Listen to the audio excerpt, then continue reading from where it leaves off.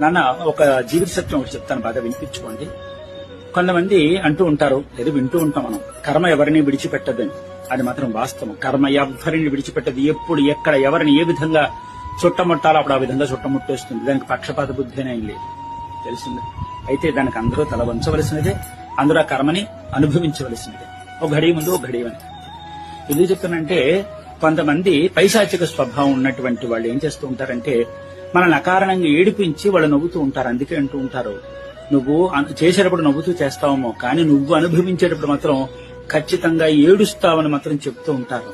అంటే ఎందుకు చెప్తానంటే, కొంతమంది అకారణంగా పాపం వాళ్ళ మీద ఎంతో విశ్వాసం పెట్టుకున్నటువంటి వాళ్ళని మానసిక క్షోభకు గురి చేసి, అబద్ధాలాడి మోసాలు చేసి వాళ్ళని చిత్రహింసలకు గురి చేస్తూ ఉంటారు, మానసిక క్షోభను గురి చేస్తూ ఉంటారు, తెలిసింది. అలాంటి వాళ్ళు పాపం వీళ్ళు బాధపడుతూ ఉంటారు, ఇదేమిటి మమ్మల్ని ఈ విధంగా మానసిక క్షోభకు గురి చేస్తున్నామని చెప్పి అంటూ ఉంటారు.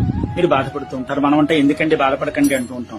మనం అనంత సులభం కాదు, ఆ బాధ కలుగుతూనే ఉంటుంది. నమ్మక ద్రోహం, నమ్మకమైనటువంటి దెబ్బ ఇంత అంతా కాదు. మీరు ఏడుస్తున్నారు కదా, ఇచ్చేసండి. దాని అర్థం ఏంటో తెలిసిన, మీ ఉసురు వాళ్ళు పోసుకుంటున్నారని, మీ కర్మ పూర్తి అయిపోతోంది, మీ కర్మను వాళ్ళు మోస్తున్నారని, మీ ప్రారంభ కర్మను మొయ్యడానికి వాళ్ళు సిద్ధంగా ఉండబట్టే వాళ్ళు ఈ విధంగా పైశాచికంగా అబద్ధాలాడి మోసాలు చేసి దబాయించి మిమ్మల్ని ఏడిపిస్తున్నారు. కాబట్టి మీ కర్మ పోతోంది, మీ కర్మ వాళ్ళకి అంటుకుంటోందని అర్థం.